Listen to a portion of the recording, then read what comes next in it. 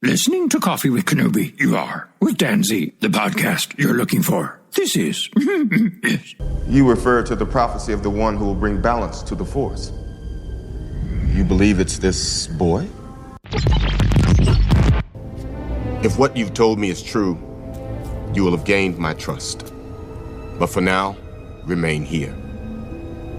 Wait in the council chambers until we return.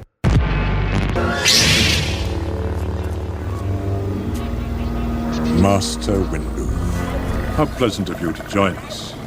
This party's over. This is James Arnold Taylor, and you're listening to Coffee with Kenobi. I have a good feeling about this. Joining us today for a cup of coffee to talk about the brand new book, Star Wars Mace Windu, The Glass Abyss, is the author. He is the one and only Stephen Barnes. Stephen, welcome to Coffee with Kenobi. Thank you very much, Dan. It's great to meet you. It's great to meet you as well, my friend. I'm looking forward to this. Mace Windu, of course, massive Star Wars fan favorite. I don't have to tell you that, but we're going to talk all about the book. We'll keep it spoiler-free naturally for people. But before we get into the nuts and bolts of kind of Mace Windu, what makes him tick, what does Star Wars mean to you? I saw the first Star Wars movie, now called A New Hope, when it first came out, and as soon as the battle cruiser crossed the screen, I was gone. Nobody had ever seen effects like that in that kind of film. There were some effects that were similar to it in From the Earth to the Moon, and of course 2001: A Space Odyssey. But that sense of a propulsive, heroic narrative was not present in 2001. That was a different kind of movie. So what we had there was something that was new. You know, they were actually introducing something new to the cinematic vocabulary using a really solid heroic base. So I think that automatically my nervous system was very open. You know, it's like, okay, I'm here. You got me. What are you going to do with me? And what they did, of course, was introduce a new mythology that has been, a part of our national conversation for 40 years. So it's I love Star Wars as a heroic story and as a cultural phenomenon, and something that I've had fun in, a place I've had fun playing for a long time. Absolutely, very, very well said. It's very impactful culturally, mythologically, of course. As in my day job, I teach mythology to high school seniors and writing. So it's just it continually feeds into my day job, and of course, it's inspired so many people, as you said. So, what was it like for you to learn to be writing this Mace Windu? I had just finished working in a writer's room for the Crystal Lake Friday the 13th television series that Brian Fuller was doing. And I mean, literally, it had just ended, and I got a call from my agent asking me if I'd be interested in doing this.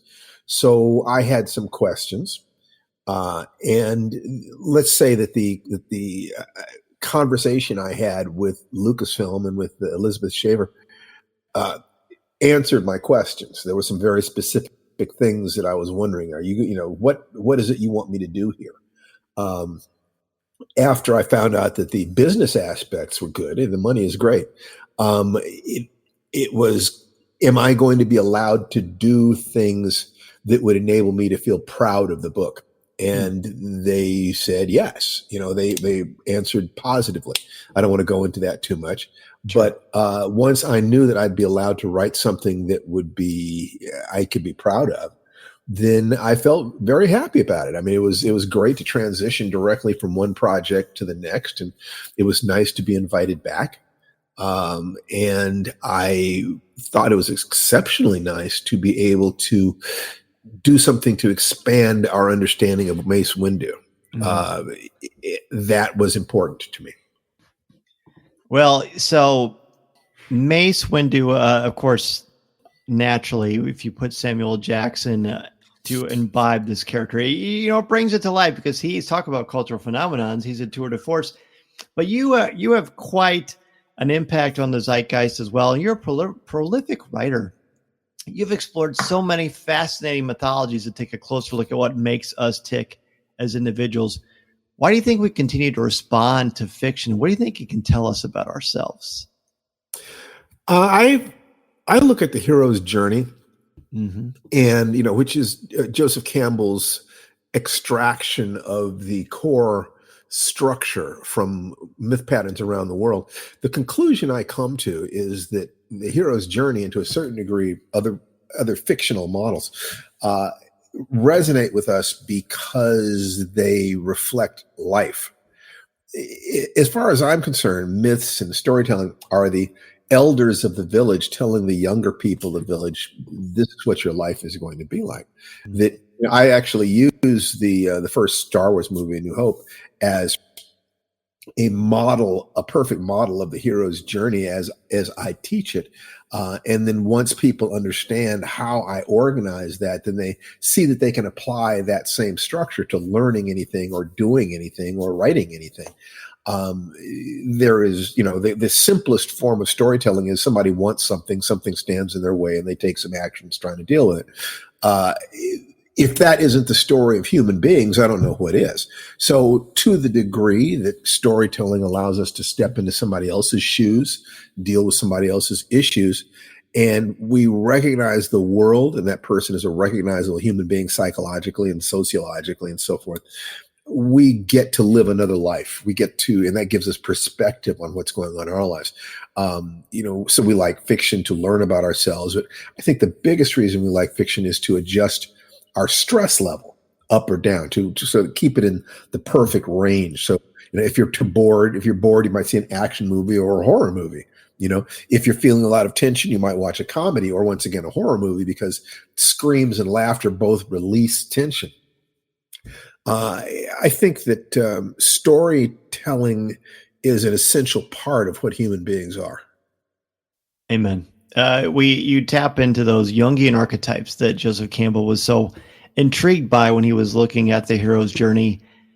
So I'm thrilled that you brought this up. I think I could pick your brain just about writing in general. Your resume. Be my guest. Oh my gosh, what an honor for me! Truly, you've got such a wonderful resume. And I was curious, what are some of the biggest differences in the writing process for you between writing a novel and writing a script? Okay. Actually, I write my novels as scripts first. There's a very specific reason for that. Microsoft Word and most word processing softwares are a vertical market. They're for everybody, right? And because of that, they have bells and whistles that are in there for people, who are writing forms, who are creating a document for their work, or, writing poetry or writing a story. But screenwriting software like Final Draft or Writer Duet, which is an online version, which is the one I like to use, is specific for writers, and it has some things built into it that help writers think about writing in a different way. So there is that. But the biggest difference between writing a novel and writing for the screen is that the rule for the screen is, if you can't turn the sound off and follow the story, you haven't thought it through enough. What you have to do is you have to create a series of visual images that basically communicate everything basic that you need to know about that story. And if you can do that, then you have a chance of writing for the screen. Sometimes people do an outline. Sometimes people have sort of a very specific direction that just kind of jumps out. You're talking about pantsers and plotters, aren't you? I am. I am. Yes, you are. And I think that everybody does some of both. Pantsers, people who are successful, who manage to actually write stuff that sells, are simply people who have their structure at the level of unconscious competence. They don't have to think about it. I personally would not write a book or any long piece that I did not plot out, because I can't afford to spend a year working on something where I don't know it's going to work. Right. So I always suggest that people plot until they have sold at least, 100,000 words of short stories. By the time you've done that, you should have the basic structures at unconscious competence. And then if you want to try, just kind of having fun with it, go right ahead. However, I also tell people, just try it, do what you want to do. You start with short stories. You don't start with novels. Starting with a novel is like starting your running career by running a marathon. You don't run a marathon until you've run around the block a few times. So working on a short story enables you to, within a day or a week or a couple of weeks, you get to work your way through the entire pattern of story. And there are a lot of advantages to that, tremendous number of advantages. And so that's why we advise that people start with short stories in our Life Writing Premium program that my wife and I actually do. Oh, wow. Interesting. I may have to explore that. www.lifewritingpremium.com. Absolutely. Hey, absolutely. And I will put a link to that in the show notes. But you also have you can just tell just by talking to you, you're just a very grounded individual. And I noticed in your background that you are a prolific martial artist. So how is your work in the martial arts impacting you as a writer, do you think? Well, there's a couple of different ways you could look at that. One is just, discipline and psychology and learning how to deal with fear and so forth and so on, just in terms of your discipline in doing the writing. Then there's also, there are two things to write about, what are human beings and what is the world that they live in. So any profound discipline has an attitude about that, has an attitude about what human beings are. But there's also the idea that I love writing fight scenes. It's great fun. And that was one of the things that I really enjoyed about the book, is that as I have matured, we won't say grown older, of course, as I have matured like a fine wine, I don't do as much gonzo fight scene stuff. I just don't. And so working within the structure of Star Wars, I was able to revisit that younger writer and do some stuff that was like really fun that I don't get to do as much of anymore. So the martial arts have been a very important part of my life for, many, many decades. And at this point, they shape my worldview, my sense. I mean, everybody has an operating metaphor for what life is. For some people, it's a garden. Other people, it's like baking, other people, it's a dance, where you change partners and this and that.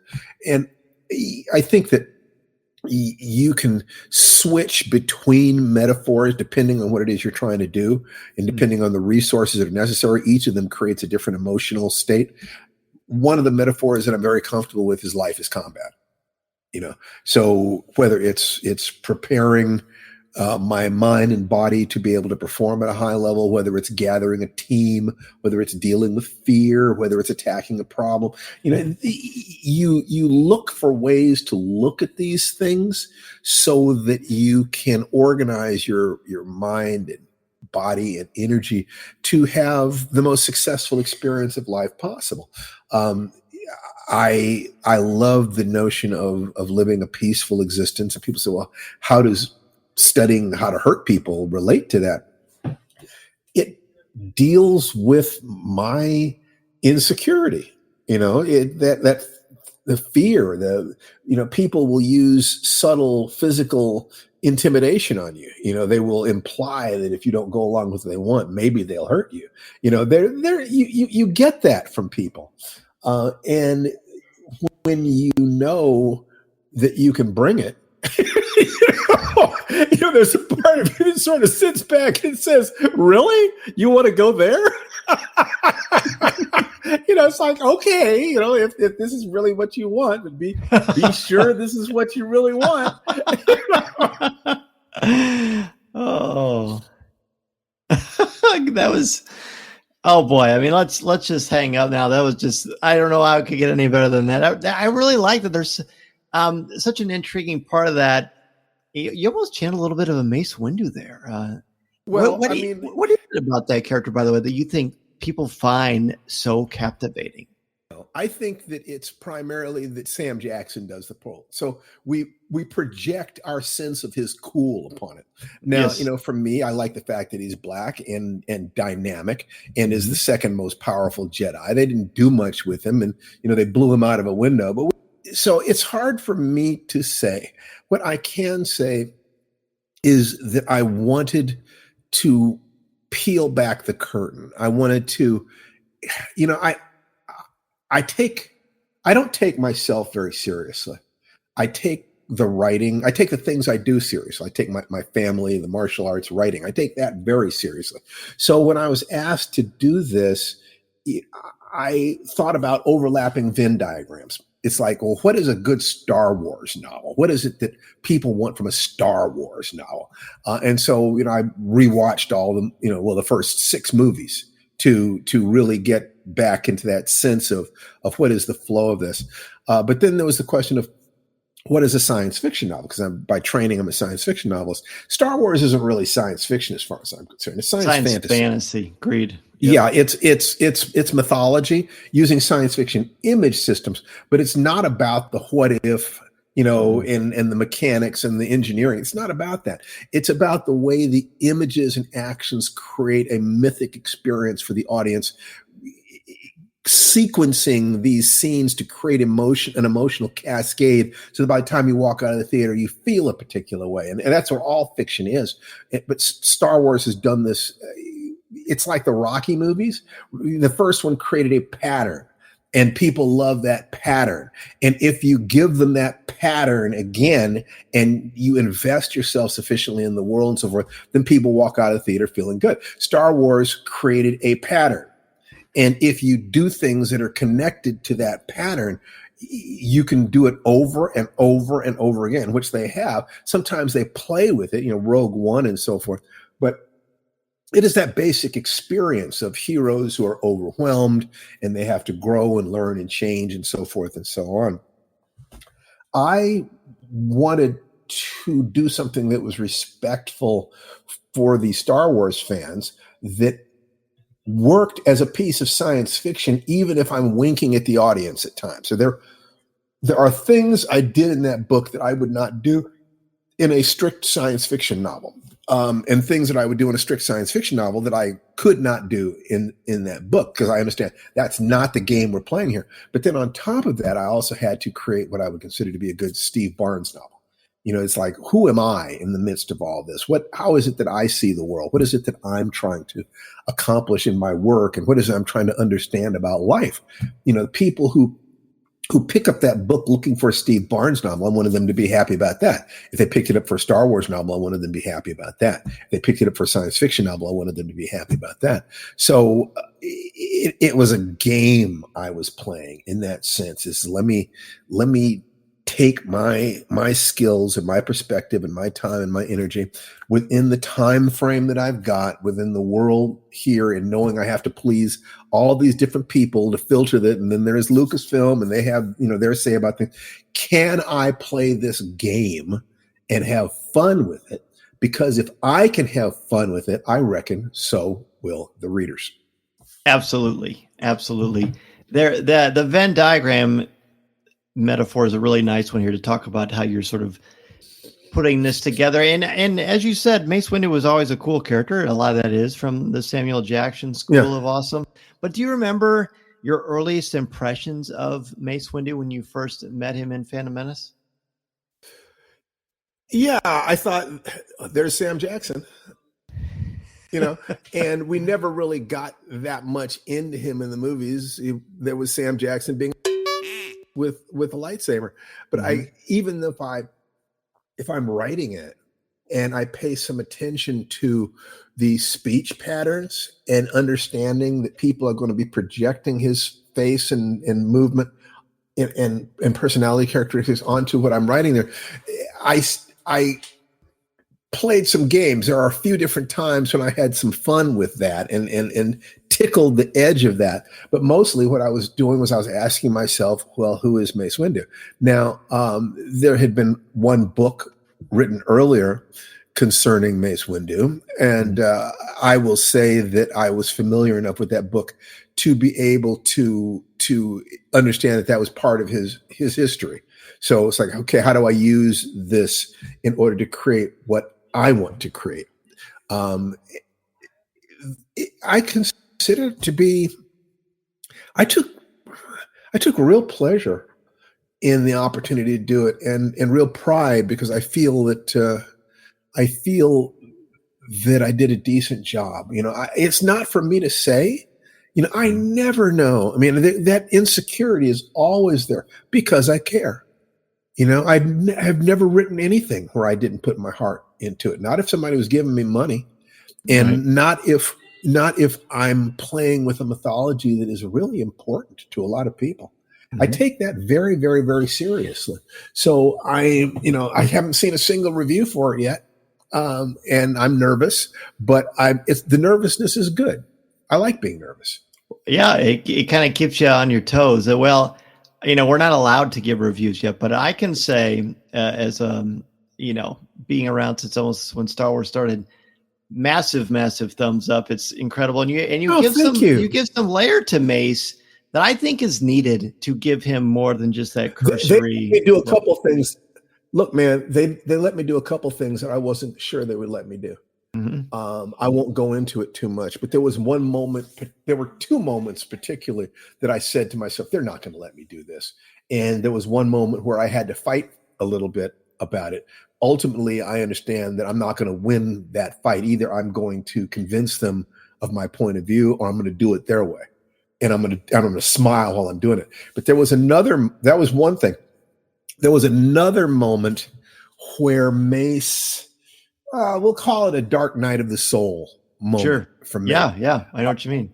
And I did something that I was surprised and very pleased that they let me do. They let me humanize him in some ways that, like I said, took me by surprise. And it made me feel like I was able to do something worth doing. That's the whole thing, man. It's like, when you understand that life is finite, you want the things you do.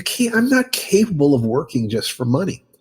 I can't work just for other people. I have to do something because it feels like this is the appropriate thing for my life at this moment. Mm-hmm. That I was born to walk this path in this way, and that this book, this story is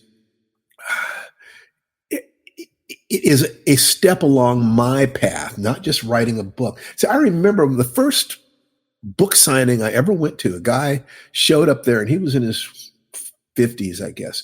And he gave me his business card and it said freelance hack and literary mechanic. And he was dead of alcoholism within 18 months. Oh, no. I've never forgotten that. You can't sell yourself out. The part of you that is the creative impulse is like a child, and you have to respect that child, and you have to keep that child alive. There's one of the things I'd like to say to your people out there is when people criticize you for enjoying, toys and action figures and science fiction and Star like this, screw them. You feed your heart. And if you have been lucky enough to keep that part of you alive and young, that is precious. You fight for that. Now, that's not to say that you want to be childish, because there has to be a part of you that is handling the adult responsibilities of life.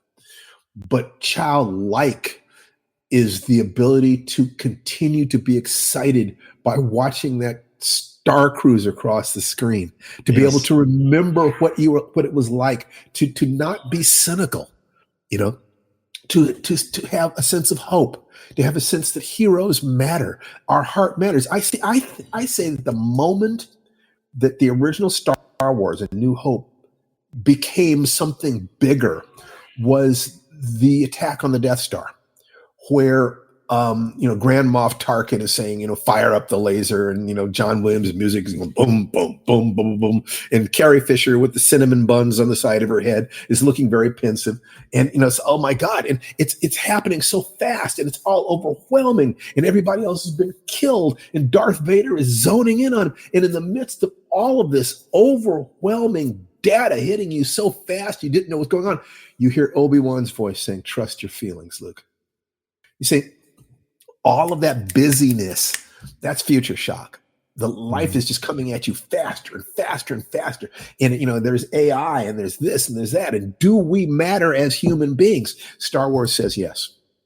It says that your heart, your love, your heroism, your courage, your ability to bond to others, your ability to trust that there's something more than what you can see matters in the universe. See, and when you do that, I think you are not just helping people connect with who and what they really are, but you're saying that life has meaning. You're saying that, yes, you're confused and you're tired and this and this, but who you are in the world matters. And by God, isn't that really what we want to know? That who we are matters? So I had to set up a situation in Star Wars, in the book, where a single human being could make a difference on a cosmic scale. So there are implications that this planet Metagos is tied in with some larger things in the galactic rim and so forth. But really, you can forget all that. It's just about this one planet that has trouble. Oh, wait a minute. It's not just about that one planet. It's about one subset of the people on this planet. No, wait a minute. It's not that either. It's about one woman and about one man and about how they come to terms with each other in order to accomplish something that's more important than either of their lives. If I can do that, if I can create that within the structure of George Lucas's brilliant creation in this sense, then I have done something that is worthwhile. And that's what I want, man. I want my days to mean something.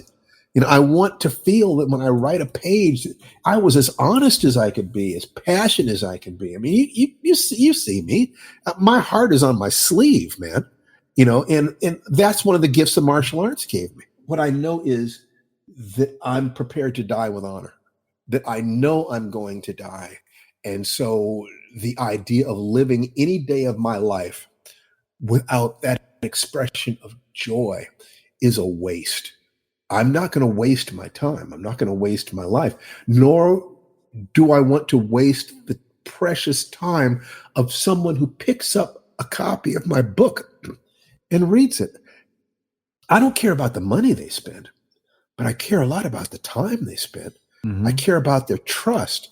So I care about them. And I'm hoping that the people read that book know that I did the best I could in the time that I had. I really did try. And I really did care. If I had a transcript in front of me of everything you said over the past few minutes, I would probably be highlighting everything. And I also want to know, are you interested in adopting me? Because I am very inspired just by having this conversation. I will tell you something. Every Friday, we have a free Zoom call at noon my time. And you can get on and we just talk about life, and we use various tools to help guide people creatively. Yes. You can find out about that at www.stephenbarneslist.com. This is, I just wrote a book that is kind of a nonfiction how do you create magic in your life? And it's called The Magic Formula. And you can check that out at realheroesjourney.com. I have been blessed with my teachers. I have been absolutely blessed with the men and women who saw me and took pity on me or admired me or thought there was a spark in me that they wanted to nurture. And they gave me things. They gave me secrets. They gave me ways of looking at myself and looking at the world that have been very empowering to me. And I try to put those things into the stories that I tell. I look for stories that will enable me to tell a Steve Barnes story. Just let me realize there's a lot of pain in the world. There are a lot of people who feel frustrated, who feel afraid, and that if I can help them and help them help their families and the people they care about, then I've done what I call earning my air. I've earned my air for the day. Amen. It's like there's a guy named Brendan Burchard who's a self-improvement guy who I really admire. And every night before he goes to bed, he asks himself, did I live? Did I love? Did I matter? Every night, did I live? Did I love? Did I matter? I looked at the Jedi and I asked myself, what do I think a Jedi would actually be? What would a Jedi actually be? Because I think that a large number of Star Wars fans, deep in their hearts, they wish they were Jedi. They wish that their human energies made a difference in the world. And I just like to tell them, yes, it does. Your energies make a difference. If you're taking care of your family when they have COVID, it makes a difference. You're teaching school, it makes a difference, buddy. An act of random kindness makes a difference. Picking a snail off the sidewalk on a hot day and putting it on cool grass makes a difference. We can do something every day that makes a difference, but we have to start with feeling safe. We have to start with feeling like fear does not mean we're weak. It means that our bodies and minds are getting ready to kick some butt. That's what fear is. Fear is you're being told, get on point. It's time to act. Once you have that, then you open your heart to love. First, be safe. Yes. Then open your heart. Amen. Wow. Well, gosh, truly, this has just been such a blessing. And one of the things I tell my students, because at the end of every semester, I'll get one student who'll think they're pretty clever, and they'll say, I don't even really think I need mythology. And I'll say, okay, you know what? I think that's fair. That's fair. But let me ask you this. Do you think that you matter? What do you mean, Mr. Zehr? Do you think your story matters?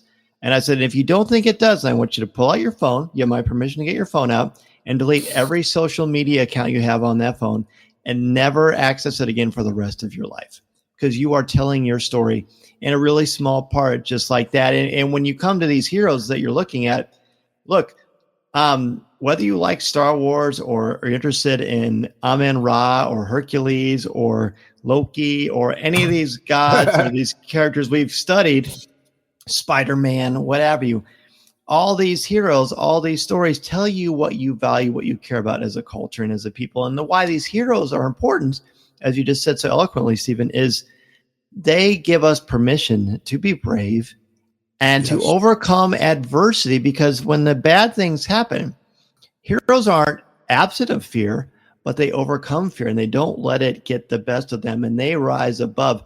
And that is what I want all of you to do for yourself. It took me 24 years to earn my first black belt because I was dealing with so much fear. Mm-hmm. And I thought the fear meant I was small and weak. And I went to therapists and coaches and everything else. And I was utterly humiliated. And I remember driving down the street. I was afraid to go back into a martial arts school where I left my jacket because I had a phobic terror of being asked to spar. I was good at sparring. I was afraid for everything leading up to that moment. And I remember driving down the street with tears streaming down my face, just asking myself, why can't I do this? I can't do it and I can't quit. I'm roadkill here. Nobody would question me if I quit. Nobody cared except me. Why can't I? And I realized it was because I knew that if I didn't figure this out, I'd never be a full human being. That whatever it is that had hurt me, bullies and so forth, they would be with me forever. And so I kept pushing until I actually found someone who taught me a technique that allowed me to, for the first time in my life, to gain clarity on what was going on. And I'll actually tell you, this is a Jedi technique for all practical purposes. He said, you visualize a tube full of a glass tube. The glass tube is filled with water. Glitter is suspended in the water. You just wait for the glitter to settle to the bottom and then see what you see. It took me about 6 weeks to get the glitter to settle to the bottom. Wow. But when I did, it hit me like a bolt of lightning. The problem wasn't that I was afraid. The problem was that I thought the fear meant something. I thought the fear meant that I couldn't or I shouldn't or I mustn't. I had added all of this unnecessary bull crap to just the fact that I was afraid. If my father had been there and said, everybody's afraid, Steve, it's okay, it's natural, I could have saved myself decades. It's one of the reasons why I would do anything to be with my son and my daughter. There is no way in hell that I will let them grow up without me if there's anything I can do about it, because just little things like that can make such a difference. So, for you young Jedis out there, believe in your heart. Find something that you care about. Find someone who has accomplished the thing that you want. You be sure that the thing that they have done, is in alignment with your values and that you're willing to invest yourself. Then get behind it. People underestimate what they can do in a year, but rather they overestimate what they can do in a year, but they vastly underestimate what they can do in 5 years. That you've got to spend that time doing something. So find something that you love and be a warrior in your own life. If you like Obi-Wan, if you like, Darth Vader, for God's sake, no matter which of the Jedi that you like, find heroes in fiction who help you to feel what courage is in the face of even your own demons, and you go for it. And what I can promise you is that the progress you make in that situation is real progress. That's living a life that you can turn around to your children and say, this is who your dad was. This is who your mom was. I've done the best I could. Now I'm passing this lightsaber on to you. Listening to Coffee with Kenobi, you are, with Dan Z, the podcast you're looking for. This is...